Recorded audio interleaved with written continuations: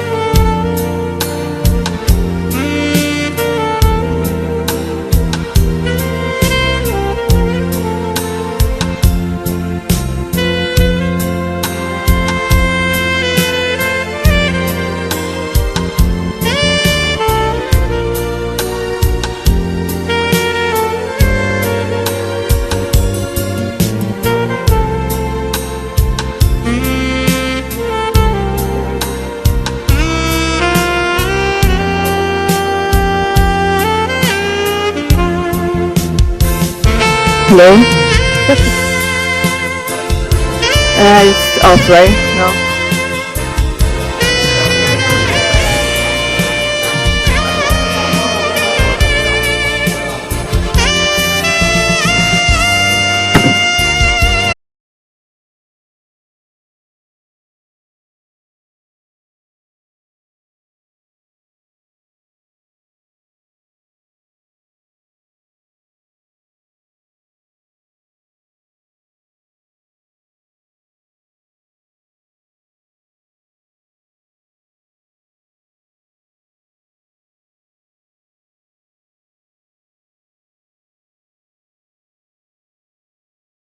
To contradict that? So we're saying 15 to 20. All right. So the next question is, what percentage of global climate finance is debt? 90%. Any other contradicting views? But yes, we'll see. We'll see. All right. So 7% of global climate finance is adaptation. Yeah. And that's pretty insane, right? Because when you think about it, it's 632 billion based on the last sort of complete figures that we have that have been spent on climate finance. And that is woefully inadequate. The estimate is that there should be about $4.3 trillion being spent in order for us to meet the expectation that we need. And only 7% of that is for adaptation. And the challenge with that is that when we're looking at such a small percentage of it being adaptation, it means that we are not closing the adaptation gap because we're spending less than we should, and so little of what we're spending is actually for adaptation. 88%, yes. Nearly 90% of climate finance is debt. And many of the countries that need to adapt don't have the fiscal space to take on additional debt in order to adapt. And if you think about it, the wealth that was created by the carbon that's in the atmosphere isn't in the countries that most need to adapt. So they would have the least ability to spend money and take on additional debt to be able to transition. And what we're seeing is that many of the countries that are really struggling with the transition are already under IMF facilities, as an example. So Jamaica, Barbados, within our region, will having debt to GDP challenges, but also have huge adaptation gaps to close. So how much of global climate finance was funded by grants? Any guesses?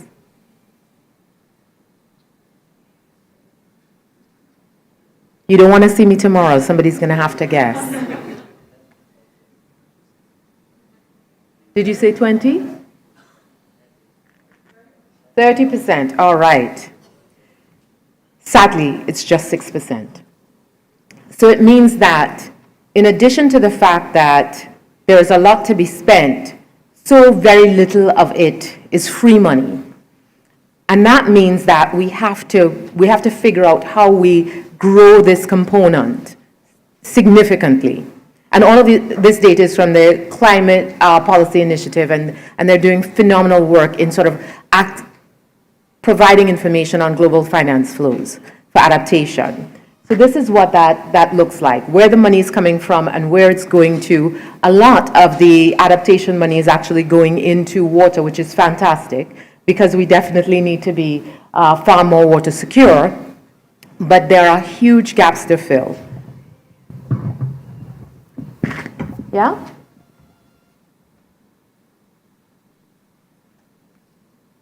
So what's the solution? What are our options for closing these gaps when the need for the use of debt is so high, the access to grant financing is so low, and so little of what we're spending is going into adaptation?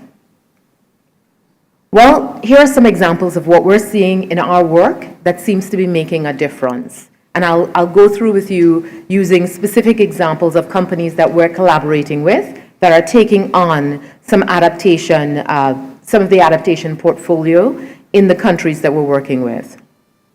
So the first one is Cemex. Cemex is a global cement company. Now, typically, they would be the bad guys because so much of our carbon emissions are from the built environment and from the cement industry. But they are actually pioneering a number of different initiatives to help us adapt to climate change. They have a vested interest in making sure that the built environment is secure.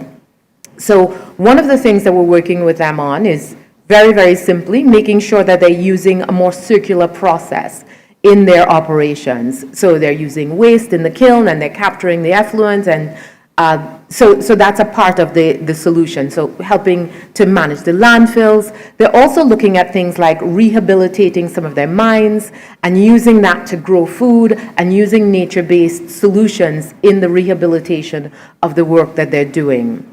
Some of the other things that they're doing is looking at new things that they can put into the cement mix that can help in fortifying the built environment so that when the storms come, the built environment is stronger.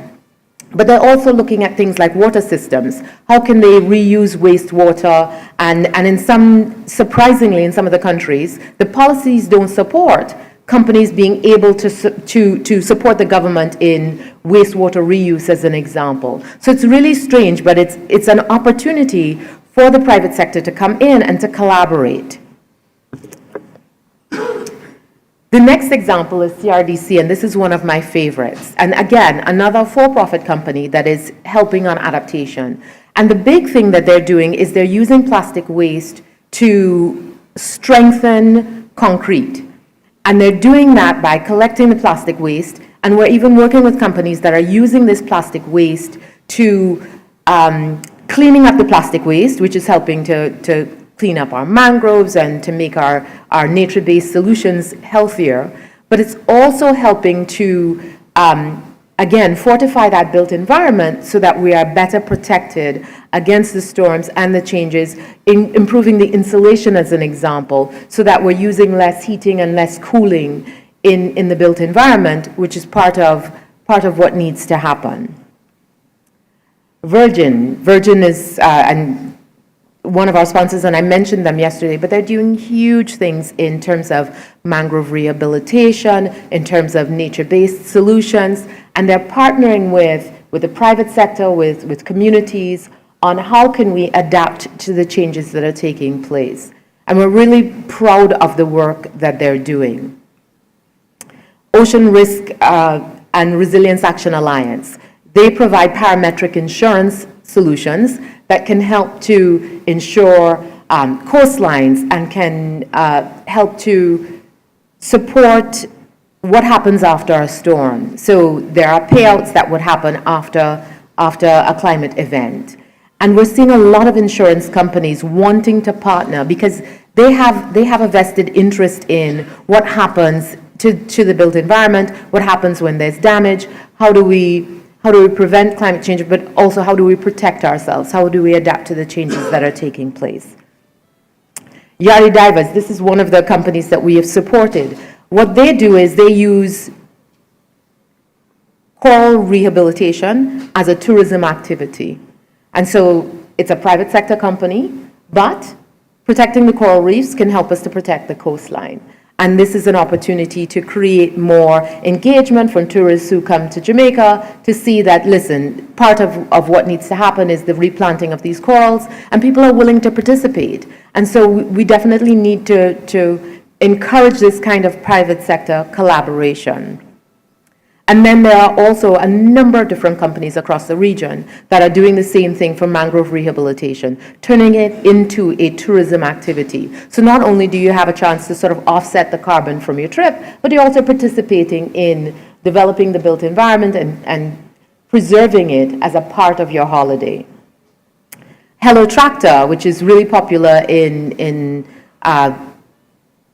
Western Africa. They're like the Uber for tractors. And so helping to get better plant yields by sharing a tractor versus each person having to buy a tractor. And yesterday we heard a lot about how, the what's happening with crop cycles. So this is a great opportunity as well. And the guy who started it is of Caribbean descent, and we're really proud of him and the work that he's doing there. Good World, what they do is they partner big private sector companies and help those big private sector companies to roll out programs. So they could be adaptation programs, but it's business for good and helping to amass those kinds of programs.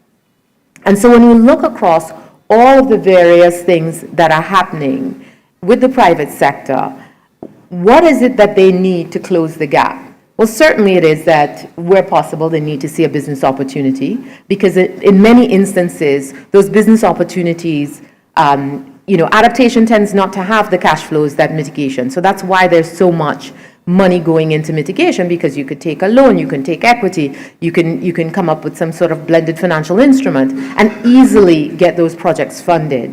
But the private sector needs a few things in order to make these things work. So they need data. They need good data, and they need great policies that allow them to collaborate. They need reliable rules and regulations. I mean, for example, the project that we're working on, one of the projects that we're working on with CEMEX, they weren't permitted to support adaptation in the way that they're doing it based on the law in the country that they were trying to roll out. So we want to make sure that the policies support what has to happen. But we also want flexible models with government in collaboration. We definitely need to understand how can the private sector get involved, and what are the opportunities for them to do that. But when you're planning on your national adaptation plans, you need to engage the private sector. Find out what they're willing to do. Some of it, yes, through social corporate responsibility, but some of it may be supportive of their overall objectives as a business. And so it's really important that we have that data that they have access to, that we can provide them with flexible rules. We look at the policies that can support the changes and the adaptation that we want the private sector to get involved in, and that we're engaging communities, and not just sort of the community on the ground, but also the private sector, public sector community, and that we're looking at adaptation and our adaptation plans from a perspective of collaboration. So it's more about thinking about upfront and really brilliantly to your question yesterday about how do we separate the things that we know how to pay for from the things that we don't know how to pay for. And we create a fast lane for those things that have a cash flow, and we already have budgeted because we're doing some of those activities already.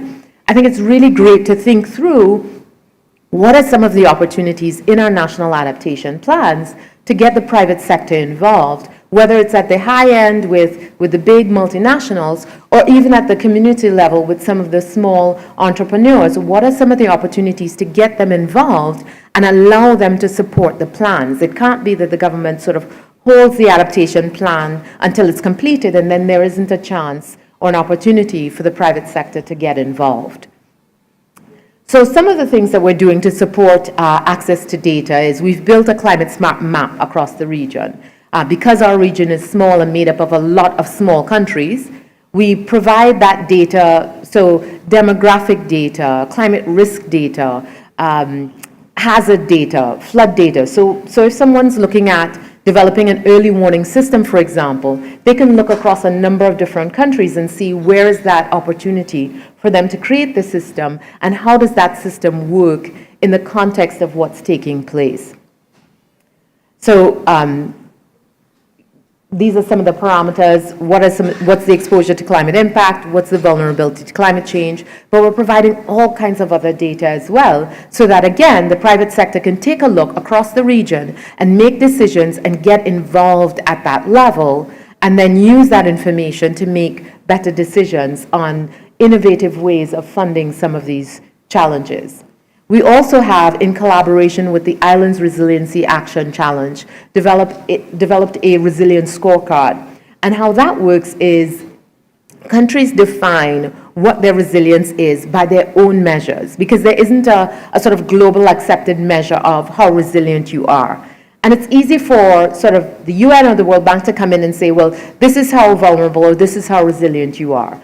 But instead, countries determine, based on available public data, what are their priorities in terms of their resilience. And then they score that on, this is how close I am to where I want to be, or this is how far I am from where I want to be. And then the private sector has the opportunity to then come in and say, I want to invest in this country based on how resilient they are, or I want to support them in building their resilience based on how vulnerable they feel. And that resilience scorecard has helped the Commonwealth of Dominica, develop a financing gap that, again, is really reliable information and data that helps to support the private sector getting involved in helping to close some of these gaps. So it's really great information, and it allows them that engagement to close some of those gaps that exist. Okay, I'm not sure what happened there. But I think if you take nothing from this, but the need to collaborate as these plans are built out is so very important. There is a role to play for the private sector, and what we're seeing is that, let's say 50% of the global financial flows are coming from governments, and the other 50% are coming from the private sector, but much of that is in conditional finance, so debt, etc.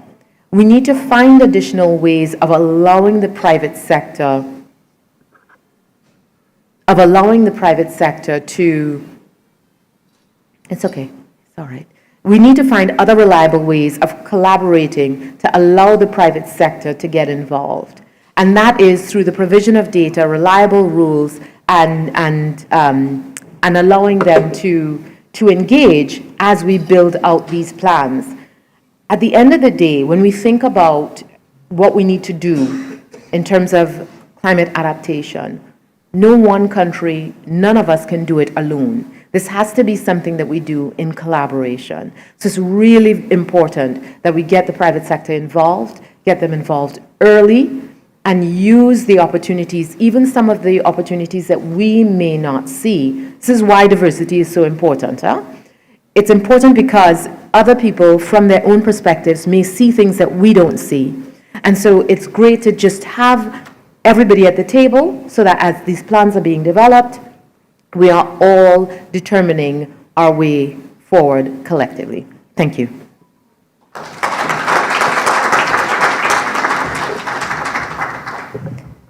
Thank you very much, Mrs. Moses. That's why you keep coming again.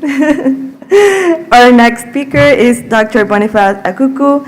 He's the Director of ICT at Kenya Agricultural and Livestock Research Organization. He is a certified system engineer and data science expert. He previously served as a chief of IT at the U.S. Army Research Directorate Africa and management information specialist at CARE International and Coca-Cola, respectively. Dr. Akuku has conceptualized and implemented several projects in the agriculture and health sectors, including innovative digital solutions to address needs and challenges in the agricultural sector. This morning, Dr. Akuku will be presenting on harnessing digitalization of climate information services for sustainable development in Africa's food security, highlighting the scalable digital solutions and climate services. So, Dr. Akuku, the floor is yours.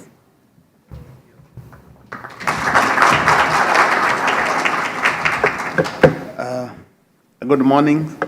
I hope you had a good breakfast, like myself. So, as been said, I want to talk about how we are looking at digital space in climate change and the nexus with agriculture, and how that affects food security in Africa, and how that can also be used to improve the food security in Africa. I started working in climate change and climate action in 2016, and I came up with a platform that tackled climate change, and that gave me award of Climate Prize Award winner in 2016. And then I proceeded to work on the digital space. How can we digitize agriculture? And that awarded me the Africa Tech CIO Award Excellence in 2019. Now, I'll go straight to what I want to talk about today. And the question is, we look at climate change and climate insecurity. I hope you know the difference. There's climate change and the climate insecurity. And we want to look at what's the effect, what is its effect on food production, on environment, and on livelihood. One look at how does it affect those three elements, why is it critical to those three elements, and how should it be resolved, if any. Now, number one, we realize in Africa we have a lot of potential to export and produce for domestic use. If I take a case of Kenya, where I come from, you can see the figures of what we are able to export and produce for domestic use. Unfortunately, we are not exploiting that potential. One is because of climate insecurity and climate change. In terms of livelihood, we have been affected adversely. We have acute water shortage. We have loss of livelihood. You can see some of the animals that have gone to be with the Lord before their time, or not with the stomach. You could see loss of refugees, people being displaced, chronic hunger, and deaths in some cases. So these are major effects of climate change in livelihood, environment, and food production. But how have African governments responded in the past? Unfortunately, the emphasis has been on what we call ex-post crisis response through asking for humanitarian aids. We have displacement, we have hunger, we have drought, we go to UN OCHA, we go to many other donors, and we ask them to give us aids. So in this process, we have missed an opportunity of investing in what I would call ex-ante climate risk mitigation management. That is what I would call proactive approaches, and this requires digital intervention. So I would say a shift is required from crisis response to proactive response. And that brings me to the digital space, because we cannot be proactive without the digital aspect. Number one, we need to build an instrument or a framework that can deal with the climate resilience. Number one, we need instruments. Under instruments, we need investments. We need technical assistance. We need policy. We need to bring stakeholders together. My previous colleague has just mentioned how he's working with the private sector, public sector, both commercial and non-commercial. We need to look at identify the risks from production to market environment. But most importantly, we need strategies. And my presentation will focus on the strategies, and more importantly, mitigation strategies. How can we use digital space to mitigate effects of climate change or climate insecurity?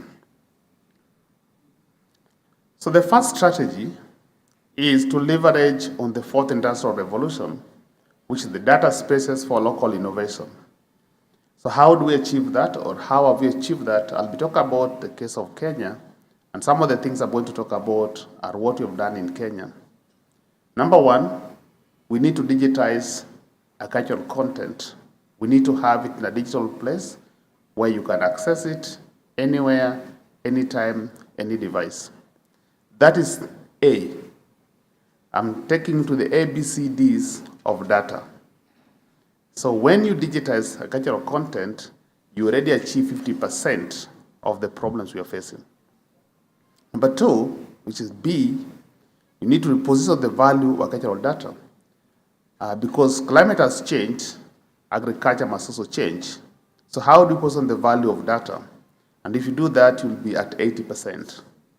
And C, we need to turn data into insight. You need to turn data into services. You need to turn data into solutions. And then you will have reached C, which is 100%. And D, you need to develop local innovations or use cases, and that will increase our value, and we can realize more production and more aspect to this.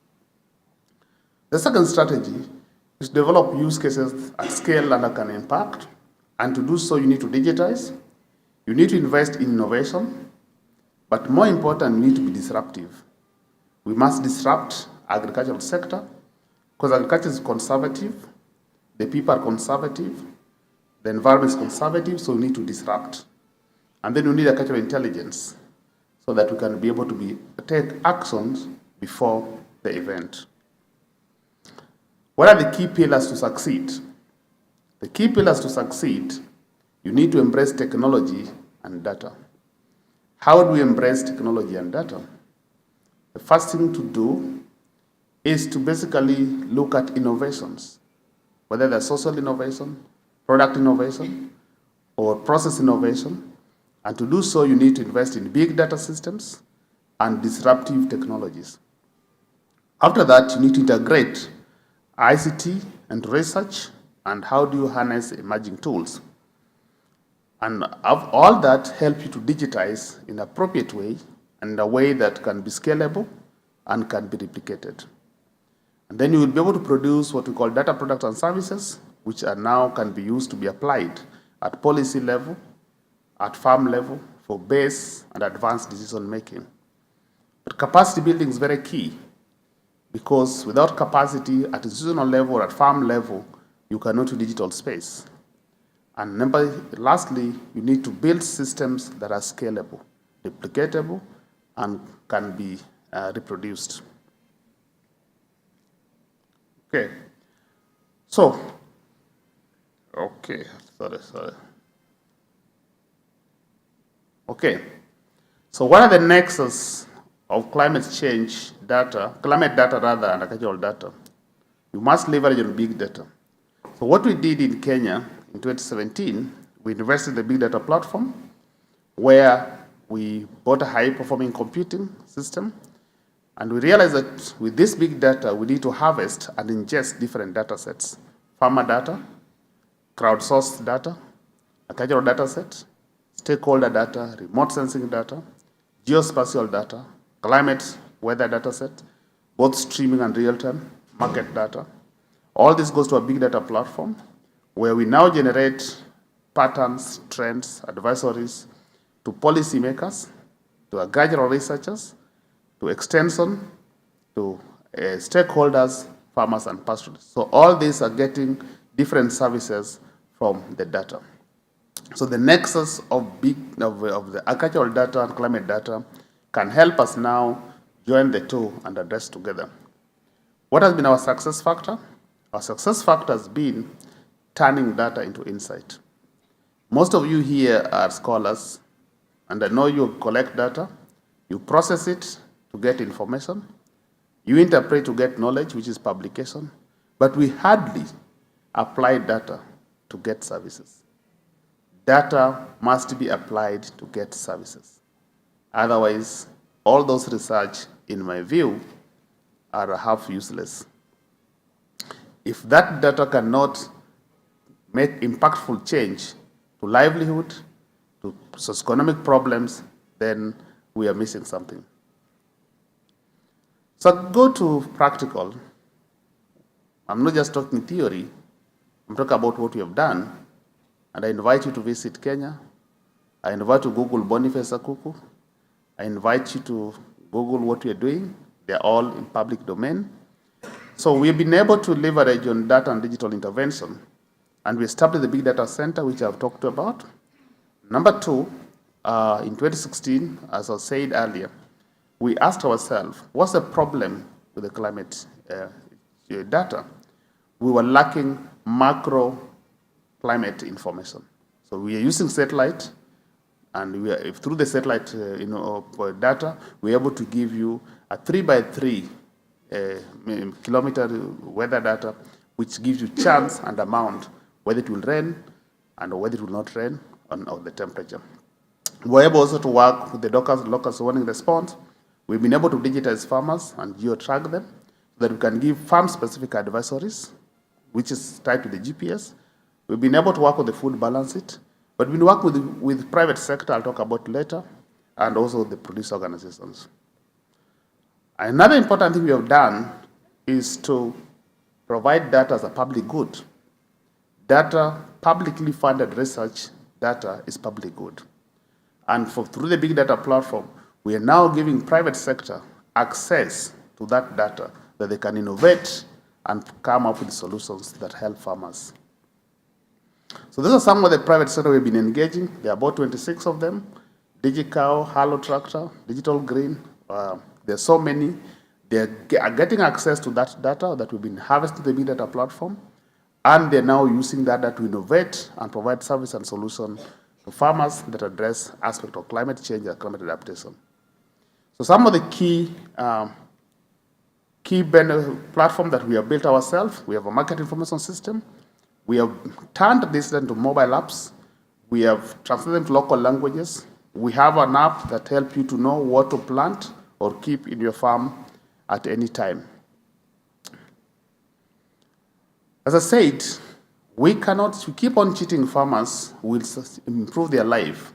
But how do you improve the life of somebody you don't know? It is impossible.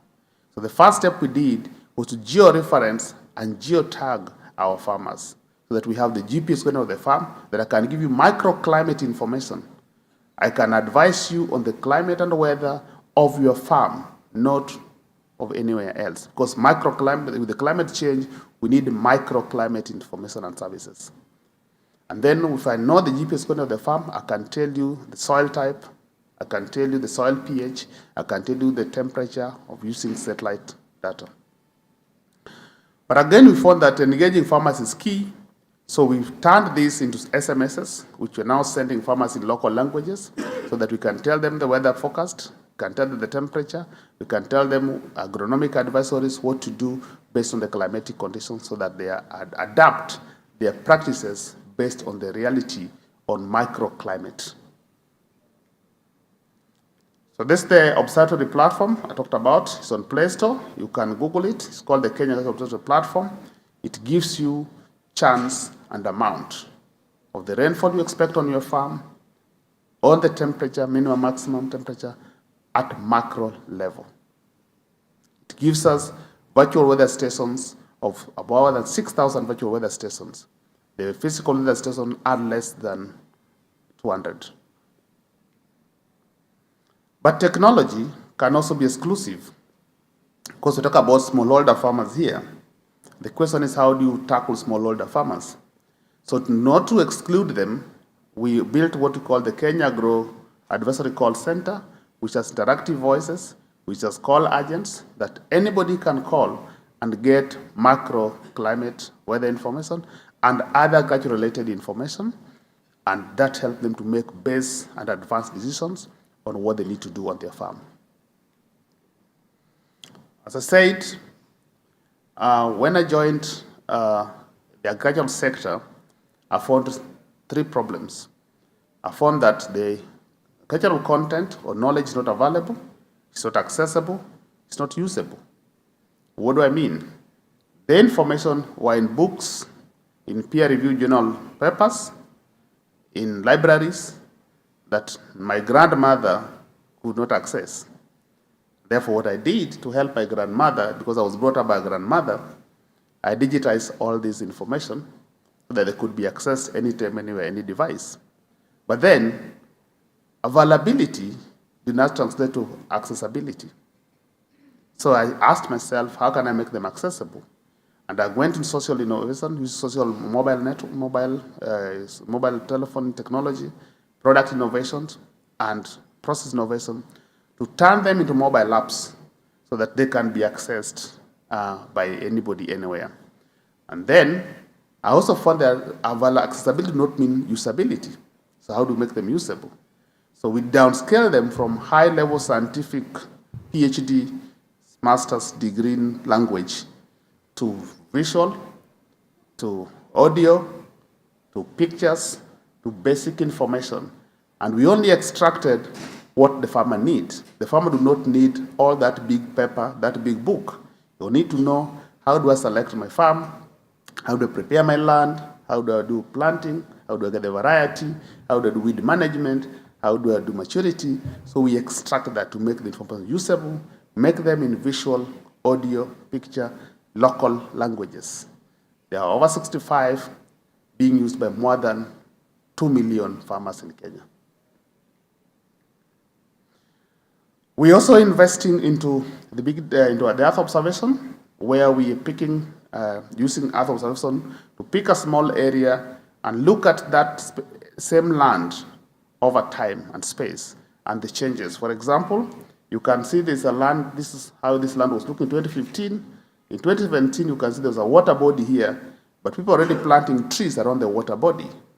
In 2019, the place looked green, but the water body is gone because they planted trees, so there's no water body there.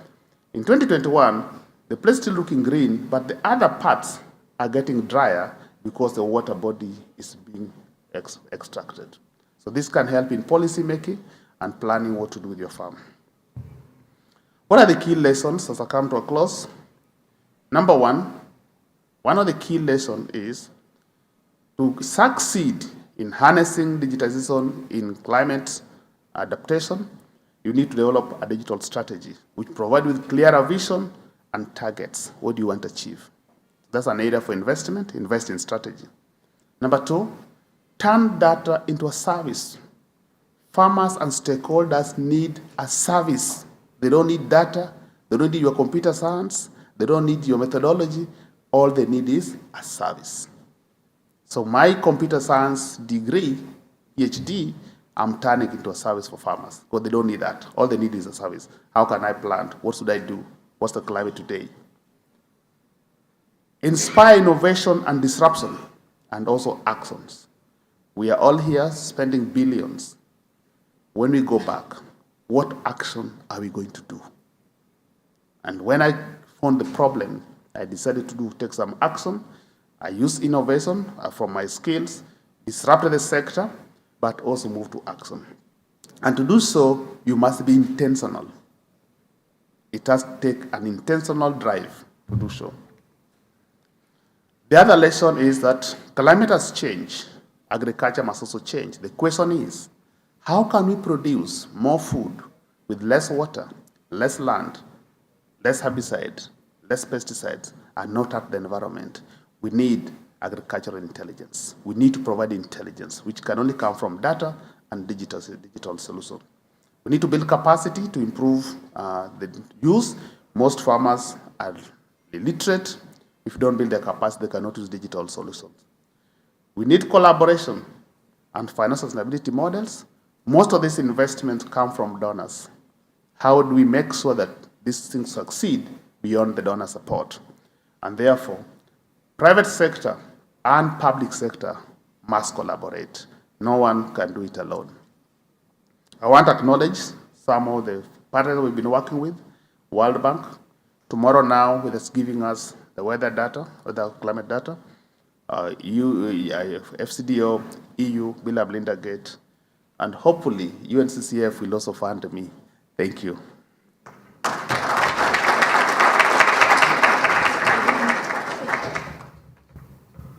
Okay, thank you very much, Dr. Akuku. Very interesting. I think data, innovation, and collaboration are the key points of both presentations. And now I would like to open the floor for the Q&A. Anyone? We have the mics. Yes, we have here and here. Now, yes, please. Yes. Both. The technical. Acá, porfis.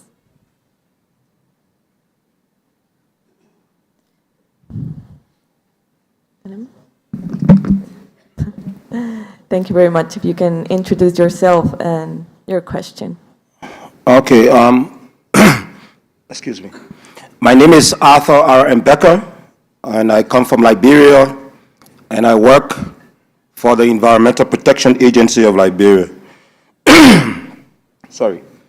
Let me thank the two presenters for their presentation. I have questions for both of them. My first question is directed to Madam Moses. You spoke about adaptation gaps, and strongly, in my opinion, I feel that one of the gaps that seems to be common across Africa is the issues related to technology. Many countries, or a few countries, have advanced their technology needs assessment. Some of them have also prioritized their technologies and also advanced their technological action plans.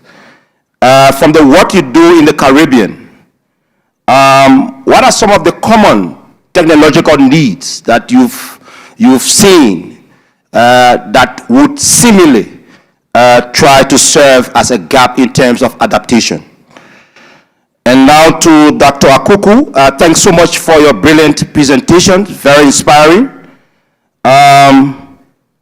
You spoke so well about technology, ICT, and what you are advancing. But in Africa, particularly West Africa, I will try to divert my example to West Africa, where I come from. Issues related to ICT in terms of advancing climate change, data, and all of that seems to be a challenge because access is of difficulty. Infrastructure is also a major challenge. You spoke about several interventions. Are you also considering that in all of this, people need to be conscious enough, behavioral pattern changes, public education and awareness comes to bear? And what plans do you have to scale up the interventions in Kenya that is currently ongoing to other parts of the world as well? And lastly, you spoke about private sector interventions, which is quite cardinal and key. Are you also thinking about, or are you doing already, having young people involved as a result of knowledge transfer purposes, and also universities, because they are cardinal when it comes to capacity building and also research? And lastly, I said lastly first, but this is the last one. In advancing these technologies, I guess you work with mobile phone companies or networks in Kenya. And what kind of support do you get from these mobile phone companies? How do they support? In what kind of fashion do they support your innovation? Thank you so much. Thank you very much for the question. We'll have that question, and then you can answer maybe all questions together. Thank you very much for the two presenters. I note that Boniface, like the previous presenters yesterday, the issue of using geo-information is being useful. But I'm just wondering how, are there any synergies? I note that some of the suppliers of this information, particularly from the farmers, could be the same. Like we got examples yesterday on the geosystems that are crop monitoring. And the aspect that Dr. Okuku, you are actually presenting, I don't know whether there is any collaboration, because it looks it's the same area, and you're coming up with a number of products, which I think should be in terms of collaboration to actually promote synergy in the access to that information. I just explain how you are actually collaborating and being in the same region, and you're producing a lot of good product. Thank you.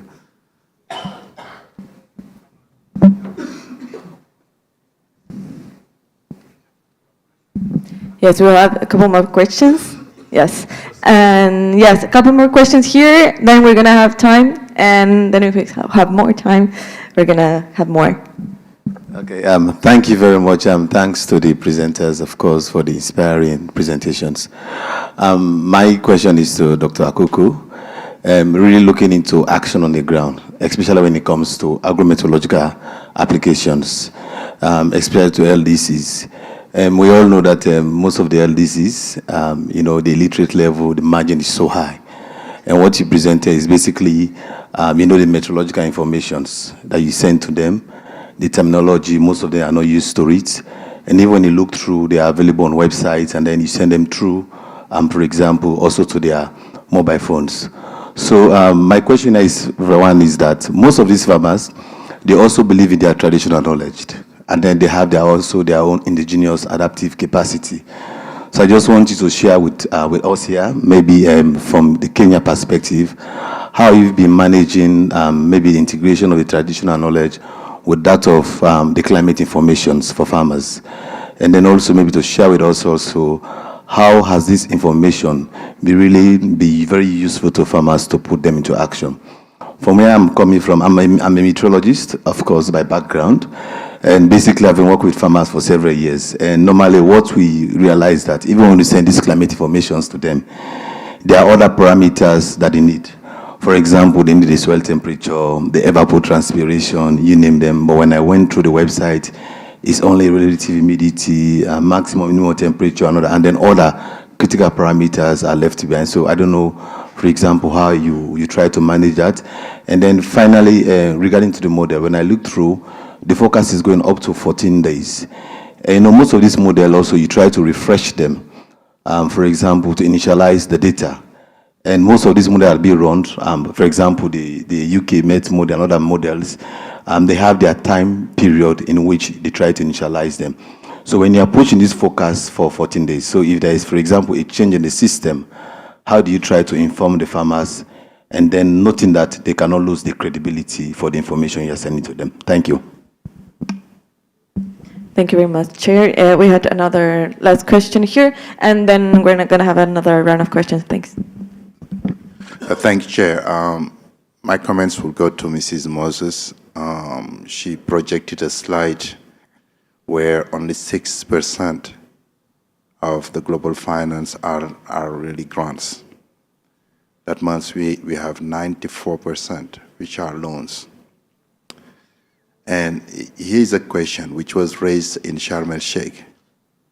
How can we, for the sake of climate justice, ask poor countries to have more depth into their budget to respond to a global issue which they are not responsible for? And the president of Senegal raised it in front of the President Macron in France, and I was in the room. And there was a lot of leaders, Ruto from Kenya and others, they raised that issue. What is your take on that issue? The second point, Mrs. Moses, I want your reflections on, is that we are in the real city of Santiago. There was a decision on loss and damage with the Santiago network. Where is it? How is it working? Where is the budget for loss and damage? Because most of the issues, and particularly our fellow from Kenya, talking about high risk and how to digitalize all these things, we need additional resources. Doctor who made a presentation yesterday said we should not differentiate between the additional investment on adaptation with the development saying, but actually we definitely need to see where those resources should come to address this conundrum you're mentioning. Two parts of the question, the loss and damage, but also the depth which is related to adaptation. Thank you. Thank you very much for all your questions. Very interesting points. Maybe Mrs. Moses, you can start. All right, I'll start with the last question first. It's easier to kind of go back that way. On the issue of loss and damage, the government of Barbados has suggested a levy on oil and gas extraction to fund loss and damage, and I think it's brilliant.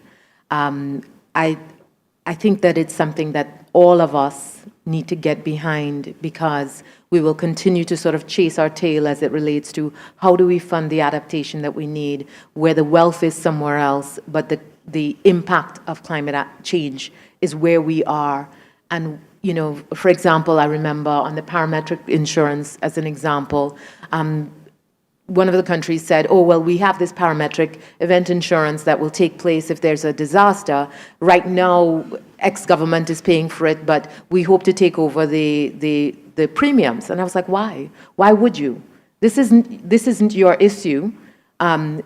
These premiums should be covered by the developed world that cause the carbon in the atmosphere. I think it's great to have the parametric insurance. It's great to solve the problem.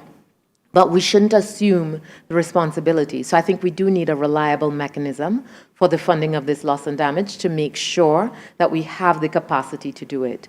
On the issue of debt, so the remaining, the 94% is a mixture of equity and debt. We definitely need to find more creative structures. I absolutely believe, yes, we should be selling carbon credits and we should look at how we do those. We also need to hold the line as it relates to how much we get paid for those carbon credits. Right now, I've heard of carbon credits as low as $11 and as high as $400 or $500. There shouldn't be that wider gap. And yes, I understand the issue of the quality of the carbon credit, but we shouldn't be selling carbon credits for $11. For me, that negates that negates selling carbon credits altogether. And then on the issue of the technological gap and the needs that we see, most of the challenge, to be quite frank with you, is access to data. Many of our countries are very small, and so the data that we need, this data that needs to be provided as a service, and I loved the way you put that, as data as a service, because data for the sake of sort of education is pointless unless we're using that data to do something. Many of our countries are too small, and so they don't even show up on the international rankings as to what is the data relating to us specifically, and that impacts our ability to make quality decisions. So there is that getting access to data, and maybe looking at, I used to be head of Microsoft for Trinidad and Tobago and head of public sector for Microsoft for the Caribbean. And we need more collaboration across countries to get access to data, because the data collection country by country is not efficient. It's not a good use of our resources. So that's one thing. The other thing is we have really good local talent, but we never highlight that. It is a marketing issue. It is an information issue. So we often get these solutions that come in from the people who cause the problem without recognizing that we have local solutions. You talked about Kenya and the mobile companies. Kenya has done things in your economy with mobile money that no one else had figured out how to do. And there needs to be an acknowledgement of the successes that we have had and a highlight of, listen, there is true innovation. Nowhere else is dealing with the number of languages that Africa is dealing with and dealing with successfully across a number of different applications. We need to celebrate our successes as people of color, as less developed nations, as people, as the underdogs. We absolutely need to highlight our stories so that we can get more young people involved and excited about the capacity to create on a global scale. Okay. Thank you. A number of questions, but I'll be brief. The first question from my friend from Liberia was asking the aspect of our access and infrastructure, and that they are weak in the rural areas, which is true.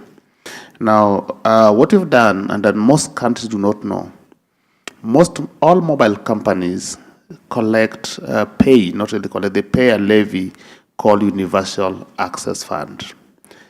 It is running into billions. I just did a study for Agra, for Kenya, Nigeria, Nigeria, Ghana, Zambia, Mali, and Mozambique.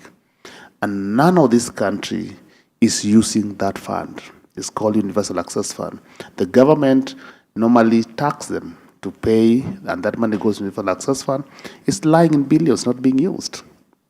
What we've done in Kenya, we talked to the Communication Authority of Kenya to use that money to invest in what we call emerging technologies, like TV white space, community networks, which are very cheap networks, which can cover areas which are too rural and which no commercial mobile company want to invest in, because they're looking at a business case. So they don't want to invest in an area where there's no return on investment. So you need to lobby with your governments and with the authorities to use that money. It's lying in billions. It's doing nothing. So in Kenya, we are lucky, one, that because of the mobile technology, because the M-Pesa and this other mobile, we have 98% coverage of our mobile network. So nearly everywhere in Kenya has access to mobile. But then the advice for those who are not right there, talk to your governments, that money is lying there. Where you can connect one fiber, you can use emerging technology to connect 20 connectivities. It's cheap, it is using radio frequency, and it also can go anywhere without limitation. That's my advice for you. So it's a matter of improving the infrastructure, the access, and you can do that. And use what you call emerging affordable internet technologies. Emerging affordable, they are also affordable. Behavioral change. Yes, behavioral change, you cannot get it in teaching people in a class. Theory taught in a vacuum is counterproductive. The way to achieve behavioral change is to demonstrate impact and value. So what we did is that we demonstrated impact and value of these technologies. If you Google, you will see how Nakuru farmers are using KOP, the Kenya Agricultural Observatory Platform. It's on Google, it's on Play Store. BBC came to Kenya and interviewed our farmers how they're using the weather forecast. It's on Play Store, it's on Google. And farmers were saying, before we developed the platform, they used to look at the sky. And the sky will tell them it's going to rain. Then it doesn't rain. They no longer look at the sky, they look at their mobile phones. And when it comes from the farmers speaking their local languages, showing impact, saying before this platform, we used to make losses. Today, we no longer make losses. They will believe their fellow farmers and you will get what we call a mindset change. So to achieve behavioral change is what we call the mindset change philosophy. So read about mindset change philosophy. And how to achieve mindset change philosophy is impact and value. Not forget about many theories. It's about impact and value. So when we started achieving impact and values, I was being called and I talked to many local TV stations explaining the benefit and value. And one time a woman came on the TV and said, if I had this information 5 years ago, all my children were going to school. Today, I am using my phone. I'm spending only less than $1 a month to get the information, adapting my practices to climate realities, and all my children are going to school. And with that, the whole village, they started buying smartphones. They started looking at into the information because of value and impact. The next question was, how can we scale this in other African countries? That's why I'm here. So you already have the man on the ground. You can reach out and we'll work with the team who have called us here to help you scale it to other African countries. I'm already helping Ghana, Ethiopia, and another country, Uganda. So please, scaling is possible. How can we scale out? Discuss with the relevant authorities. You can reach out. My contacts are available, and we can see how to scale this. Highly scalable. These models were built for Africa and can be scaled. And by the way, Mexico has come to learn from Kenya. South Korea has come to learn from Kenya. Indonesia has come to learn from Kenya. So it's not just Africa. Other contexts are coming to learn from us. How did we do it? How are smallholder farmers using mobile phones? And they talk themselves, the change they have received since they started using the mobile phones and using it for agricultural practices and climate adaptation. Involvement of the youth and the universities, yes. I said capacity building is key. And what we do, what we're trying to do is now to be, I'm practice oriented. From my school of thought, I'm more practice than theory. What we do is that we build platforms that we engage the youth and attract the youth into using this process. So the only way is that we're using the youths here to see the gap, because every home has a smartphone, whether from a house girl, from a school-going child, and what we're trying to do is to encourage every home that look around you who has a smartphone. Instead of you watching YouTube and pornography and politics and all these things, you can also use it to get information that can lead to change in climate adaptation and agricultural practices. The use of geoinformation from my friend who's a climate scientist. Yes, so we are using geoinformation big time. There are two sets, you know this better than me. we have what you call the open geoinformation from NASA, from European Space Agencies, Sentinel-1, Sentinel-2, Australian Space Agency. They are those open publicly available geoinformation, satellite information. So we are using that. The challenge we have in Africa, we don't have capacities for people who can crunch that data and make them usable. You know better than me that to remove the cloud cover, to remove all that, to make it analysis ready is not possible. It's not very easy. It's possible, it's not very easy. That's why we invest in what we call data cube. A data cube is a technology and infrastructure that help you take that publicly open geo information and make it analysis ready. So that now you can now use it for normal analysis. So the challenge is the data is available, but the skills is the problem, and the technology. So invest in skills and invest in the data cube technology, and there's a huge amount of openly available geo information. But then, if you need real time, then you have to overlay it with the commercial geo information. So if you to get the real time, because it is 2 days, 3 days, 5 days still. But of course, we need real time data. That's why we're working with partners like Tomorrow Now, who have what we call the next generation in weather intelligence to give us real time. It's not very expensive. We're paying, I think, 18 million Kenya shillings a year, which is about, you can divide with 100 to get it in dollars. And with that, 18 million Kenya shillings, we are serving 50 million Kenyans with weather information. It's very cheap, but no government wants to invest in that. But then, what about how do we make it accurate? You know better than me that geo information get updated every 6 hours. So the way we built our technology is what we call progressive web development.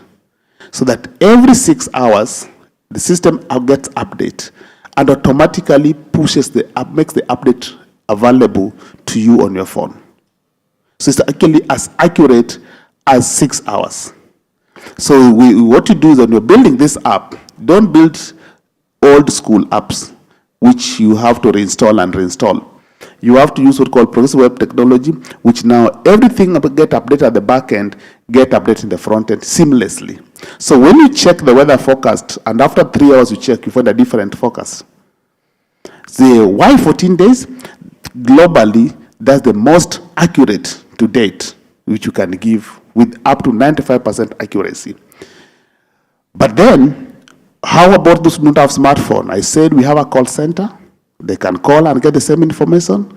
Those with the future phone, we send them SMS daily, and we ask them to check, keep on checking and keep on calling so they get the latest update.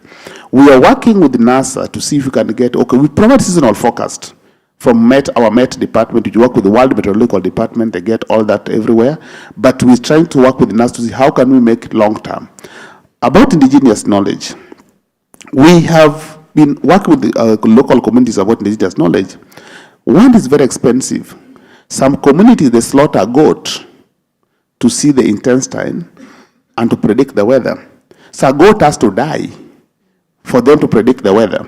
Number two, because of the microclimate changes, the intestine of a goat no longer work as effective because within 2 hours, the weather has changed. So the relying on traditional knowledge is not going to be realistic given the level of microclimatic changes that we're experiencing in the world globally. That's a problem we're having. That's why we have to invest in technology. The other community deal with vectors. The move of the wind, the movement of the bird, how the vectors are moving. They can predict from historical knowledge how that has been happening. How the leaves of the certain trees are changing. That was there then.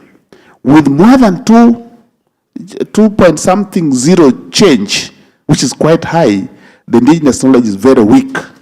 As much as we're trying to we look at it, how it's accurate, but we use it for validating and ground truthing our models. So it's very important for validating and growing our models. But because of the macro level change, digital technology is not very practical at the moment. That's what I can advise anybody who want to do that. I think that's all. Yeah, I think if I've messed up something, you can see me privately.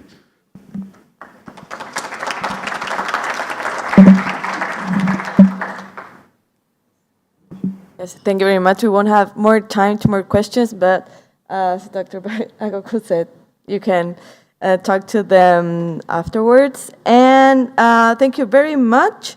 We have a couple of housekeeping announcements. Please go to the registration desk to take your welcome kit. Don't go to downtown Santiago today. You should stay in the neighborhood. And lunch gonna be at 1 p.m. And now I hand over to Mariam Alam to our next keynote session. Thank you very much. And thank you to our speakers.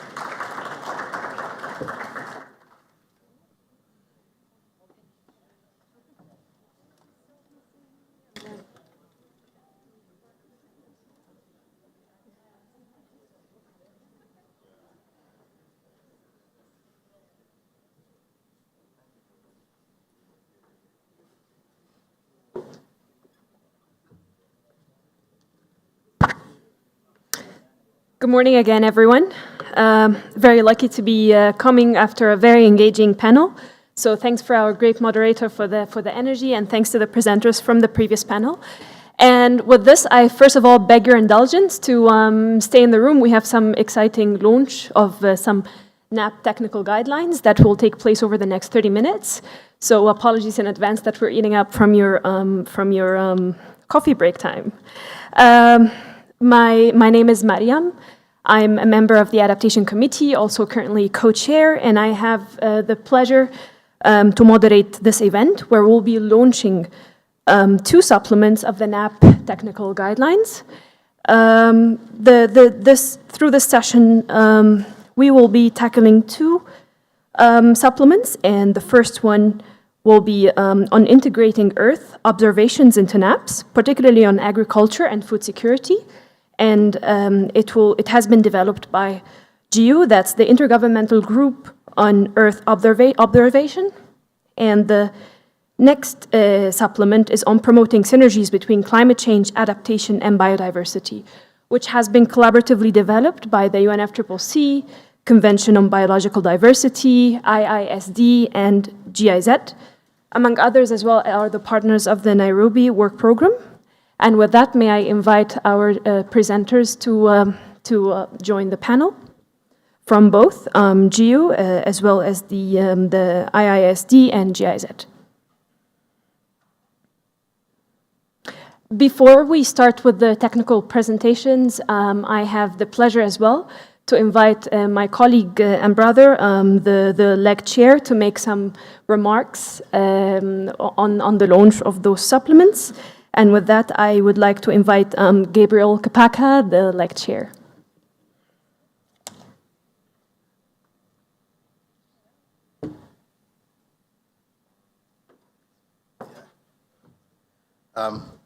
Thank you very much, Mariam. I think this morning has been very much engaging and very much inspiring. I think there are so many takeaways for us as we try to go towards the conclusion of this NAP Expo. So, good morning again, ladies and gentlemen. Please join me in acknowledging the effort made by the UN agencies and also other international organizations present here today in this launch event of supplement of the NAP technical guidance. As most of you may be aware, in 2012, the LDC expert group, which is us, the LEG, we launched the NAP technical guidance, which outlined minimum requirements that speaks to how country can formulate and also try to implement their NAP. Following that, from what the LEG did, UN agencies and other international organizations have been developing supplement materials to offer in-depth coverage of specific topics. I remember even we had yesterday and then the following day, I think we've seen some, even IMO and others had been discussing about some supplements that can also help countries in formulation and then implementation of their NAPs.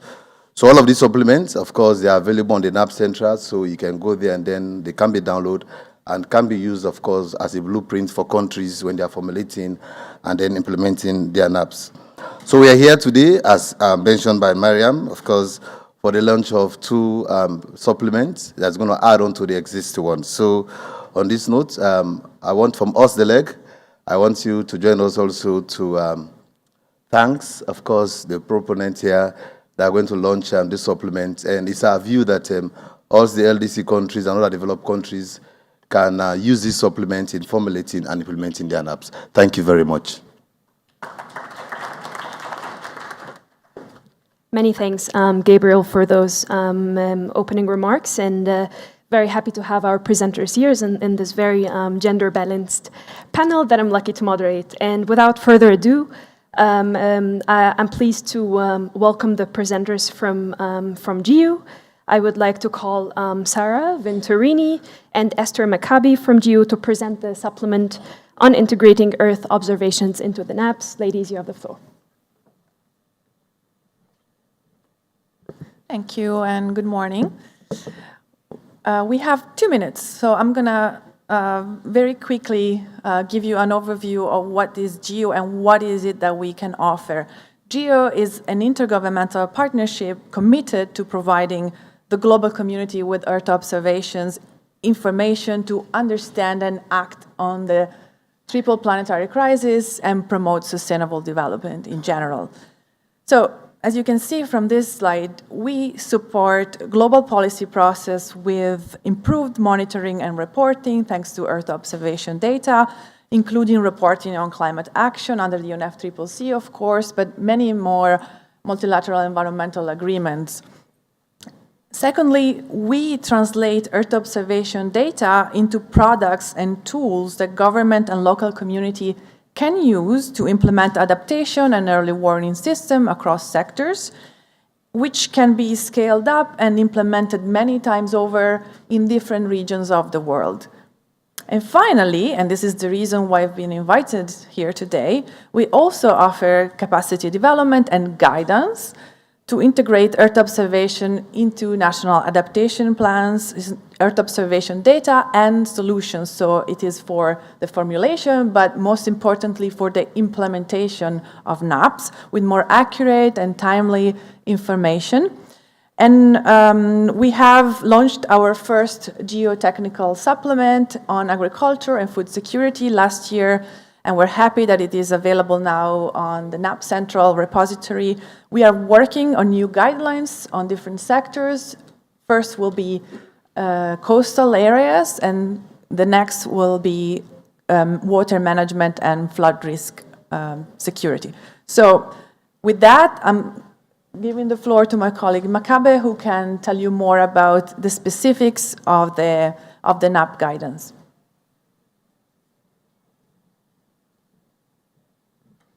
Thank you, Sarah.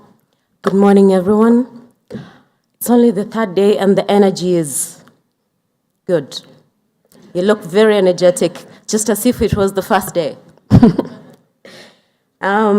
So I want to also say thank you to the LEG for giving us the opportunity and also for working with us to produce this supplement. So the supplemental guidelines are focused on helping countries to leverage Earth observations in formulating.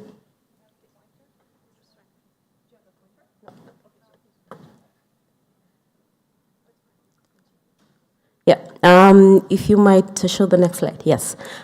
So how can countries leverage Earth observation applications in their national adaptation plans, formulation and implementation? So we've built this supplement on the initial guidelines by the LEG, and we have used successful implementations of national crop monitoring systems to borrow examples and experiences, and this is the material that we have put in the guideline. So the key elements or the key components, based on the successful implementations, we have implemented 8 national crop monitors up to this point. So all the materials that you will see in the supplement are based on real examples and real experiences from the countries.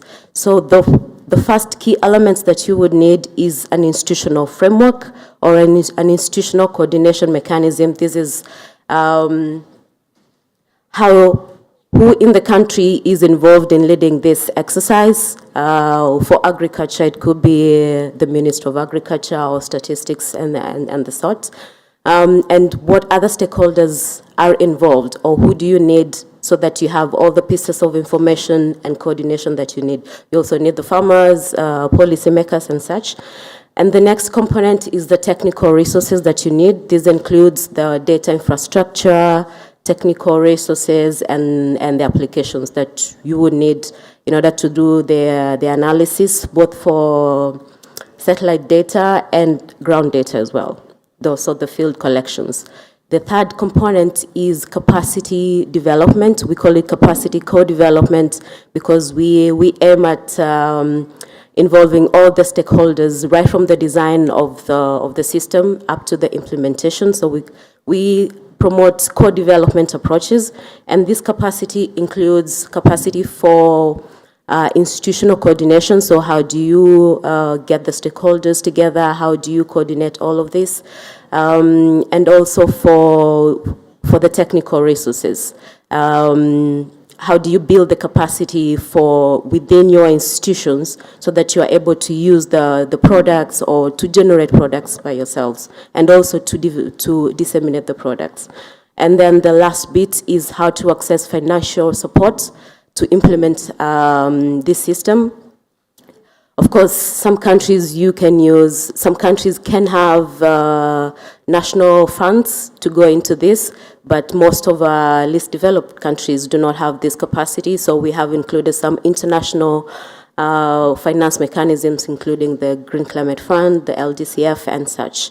So the QR code that you see on the side of that document, you can use it to access it. And if you need more details, you can see we have a corner booth at the coffee area. Thank you very much.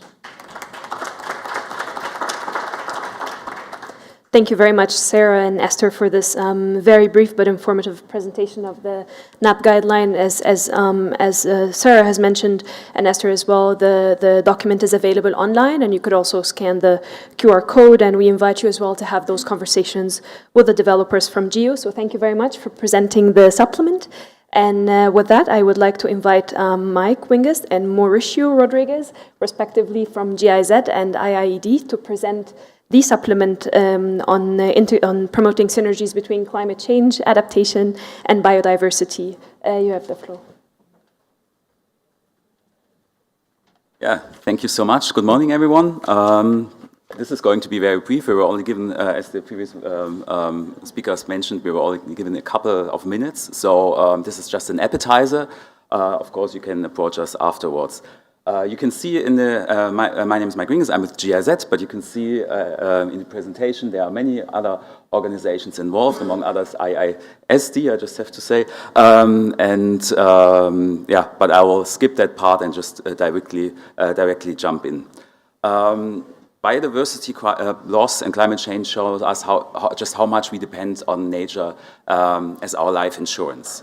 And we believe that biodiversity conservation and restoration, and in particular ecosystem-based adaptation, need to be instrumental or essential instruments in our toolbox for transformation. They help address the multiple crises we face in an extremely cost-effective manner. The problem is, so far, it has really been more of a siloed approach when we're dealing with these issues. I think thank you. The pointer has reappeared, so I hope that most of the translation devices will reappear as well. Seems to be the issue with that.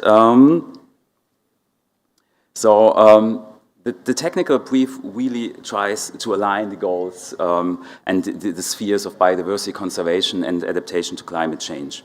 It explores and identifies practical entry points for fostering synergies between climate change adaptation policies and biodiversity conservation policies through the lens of NB subs and NUBs. It does so by looking of the similar elements in the process of both, which is assessment of needs, planning, implementation, and monitoring. And the technical brief also points to feasible next steps for users, for example, the promotion of coordination processes, active mapping of synergies between synergies of existing government policies, joint analysis of financial instruments, and enhancement of joint multi-stakeholder engagement and multi-governance processes. And in addition, and a very interesting part of the brief is that there are synthesized lessons from and good practices from case studies from Eswatini, Fiji, Peru, and Rwanda. And this is where I hand over to my esteemed colleague Mauricio to, for 3 minutes, talk about that.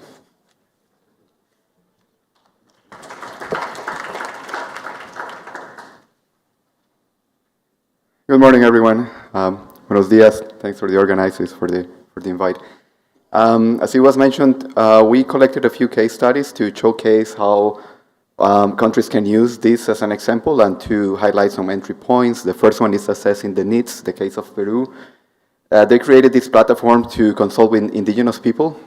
Some of you might know it. It started as Dialoguemos process of Let's Talk, and then they used this for the NAP process, for the NDC process previously to the formal establishment, and also for the MBSAP.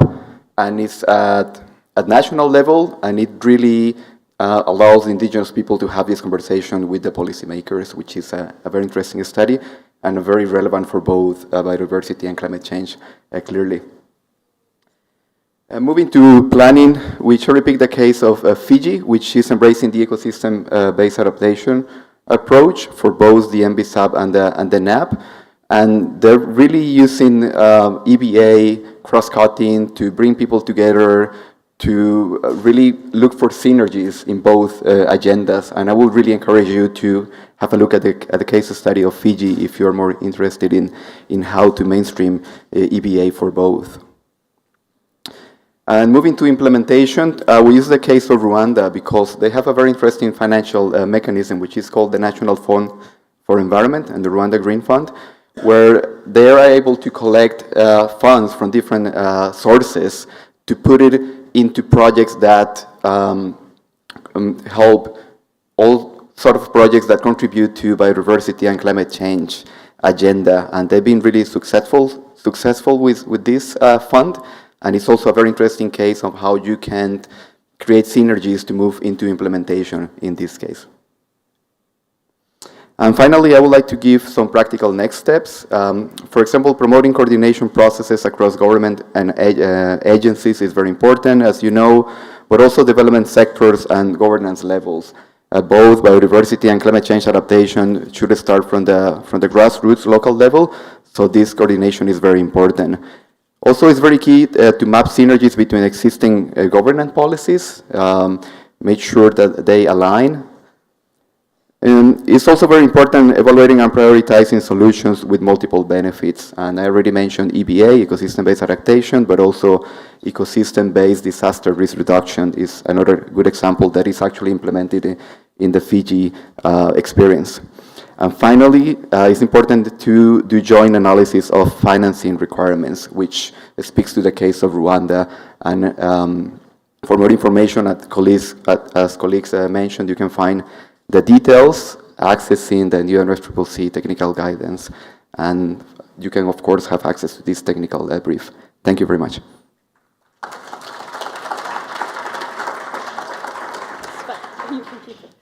Thank you very much, Mike and Mauritius, for this presentation from GIZ and IISD.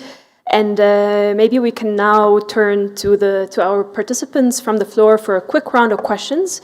And while we get those questions, please raise your hand. A colleague will be passing with a mic. And while we get those questions, I have a follow-up question, which I think will emanate as well from the floor.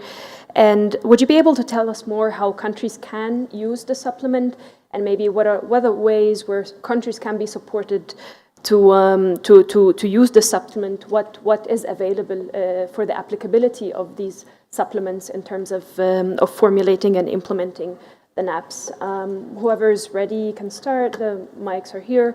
And please raise your hands to the participants on the floor if there are any questions to our presenters.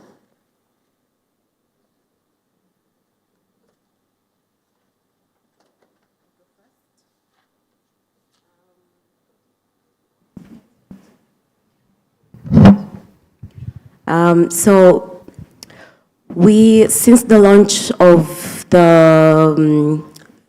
our supplement last year, we have taken a few steps to try to socialize the supplement and break down the materials in the supplement. First, we are unpacking and repackaging the resources in there into knowledge resources. Means we pack the data, the softwares, and the data application protocols that one can use to reproduce the analysis. So if countries have the capacity already to work on that, they can take these knowledge packages and start working on them. And in that, we also have expert support, just in case if you start working on an application and you're stuck, or you have a comment or a question, we also have access to expert support.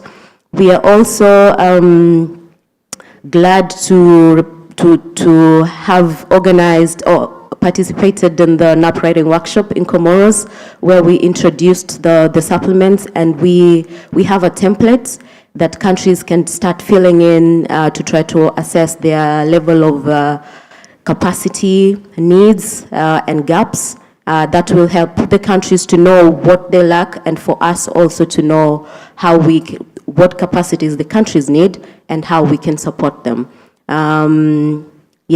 And if countries need any support, they can always approach us. It's not a standard there's no standard procedure. We will work with your current existing capacities or your current conditions to forge a way forward. Yeah, thank you. I just would like to add that this guidance is available to all, also countries that are not yet GEO members, and it's free, and you can approach our experts and the GEO Secretariat anytime for support.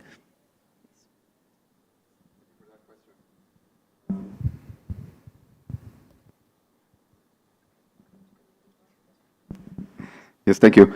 Well, first I will encourage you to access the technical brief, familiarize yourself with it, and if you need more support, you can, for example, access the NAP Global Network, which is hosted by the IISD, and from there we provide technical support at the different stages of the NAP process, including how to create synergies between adaptation and EVA and nature-based solutions as a whole. I think that will be the easiest way to access support to actually use this guidance and put it into practice.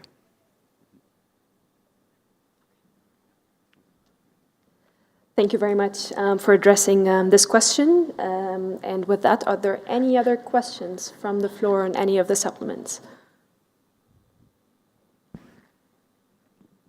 Amazing. Seeing none, with that, I think quite comfortably I can thank our presenters very much. First of all, on the work that has gone into developing this technical supplemental piece, and thank you very much for your very efficient pitches of those supplements. And I would like to thank everyone who has participated for your attention and engagement throughout the whole session of today. And with that, we can break into the tea and coffee break, and we'll proceed to the parallel sessions after this break, roughly in 10 to 15 minutes. Thank you very much.